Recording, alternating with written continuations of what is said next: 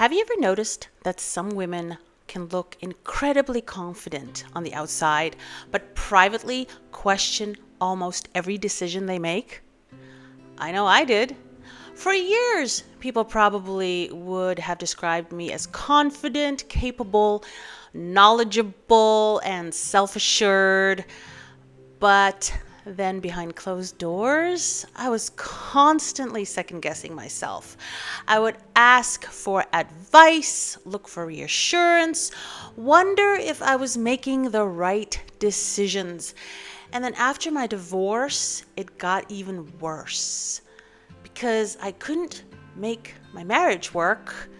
If I stayed in a relationship that wasn't working for years, then how could I trust myself to make good decisions now? What I didn't realize at the time was that I wasn't struggling with confidence. I was struggling with self-trust. And those are not the same thing. So today I want to talk about why so many women lose self-trust, how to recognize it, and how to start rebuilding it. I think one of the reasons why self-trust is so difficult to identify is because nobody really talks about it. People talk about confidence, they talk about self-esteem, they talk about self-worth, but very few people talk about self-trust. Self-trust is your ability to believe that you can rely on yourself. Not because you're always making the perfect decisions, not because you'll never make any mistakes, but because you trust yourself to navigate whatever happens next. That's very different. For most of my life, I thought self-trust meant that you get everything right. You can make really good decisions. It's about choosing the right path, never making any mistakes. But life doesn't work that way. You realize that every person that you admire has made some kind of mistake. Every person has regrets. Every person has chosen things they later outgrew. Self-trust is not about perfection. It's about resilience. It's the belief that even if things don't go to plan, you'll figure it out. For many women, self-trust isn't something they lose overnight. It erodes slowly through disappointments, through criticism, through betrayal, through experiences that make them question their own judgment. For me, it was my divorce that was that experience. I looked back and I asked myself questions that many women ask, after major life transition. How did I not see this? Why did I stay so long? Can I trust my own judgment? Can I trust myself? And what happens is something subtle. You stop seeing yourself as someone who can make good decisions. You start seeing yourself as someone who needs help making decisions. So you begin outsourcing your authority. You ask everyone else what they think, your friends, your family, your doctor, social media. Everyone gets a vote except you. And soon you stop hearing your own voice altogether. Now, you might not call it self-trust, but here are some signs. Number one, you ask multiple people for advice before making decisions. Number two, you worry more about making the wrong choice than making no choice. Number three, you replay decisions after you've already made them. Number four, you need reassurance before taking any kind of action. Number five, you know what you want, but you talk yourself out of it. Number 6, you trust everyone else's opinion more than your own. Number 7, you constantly look for certainty before moving forward. The truth is, certainty rarely comes first. It is action that comes first. Experience comes first. Growth comes first. Certainty usually comes much later.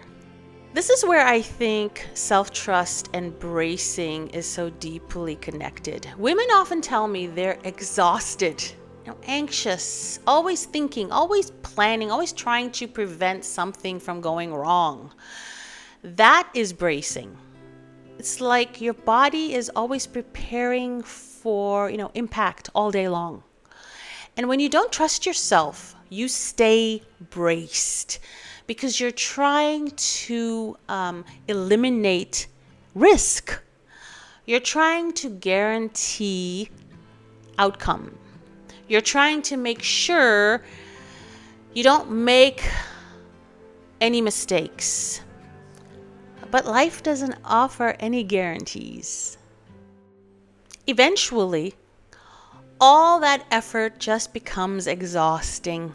The more you trust yourself, the less tightly you grip, the less you need certainty, the less you need external validation, the less you need permission. And that's when steadiness starts to emerge. Most people think self-trust is built through big, courageous moments. I don't think that's true. I think self-trust is built through small promises, tiny promises you keep to yourself. You say you'll go for a walk, and you go. You say you'll rest, and you rest. You say you'll set a boundary, and you set it. You say you'll speak your truth, and you do it. Every time you follow through, you're collecting evidence. Evidence that says, I can rely on myself. And you'll find, that over time, it does accumulate. Until one day you realize something has changed, something has shifted in you. You no longer need everyone else's permission. You no longer need constant reassurance. You no longer need certainty before you take any kind of, action or step forward, because you're becoming someone you trust. And in my experience, that's one of the most freeing things that a woman could ever experience. If there's one thing I wish that more women could really understand, really grasp, is this. You don't need to trust that every decision will work out perfectly. You don't need to trust that you'll never make a mistake. You don't need to trust that life will always go according to plan. You only need to trust that whatever happens, you can handle it. That's what self-trust really is. And, interestingly, I think that's also what steadiness is.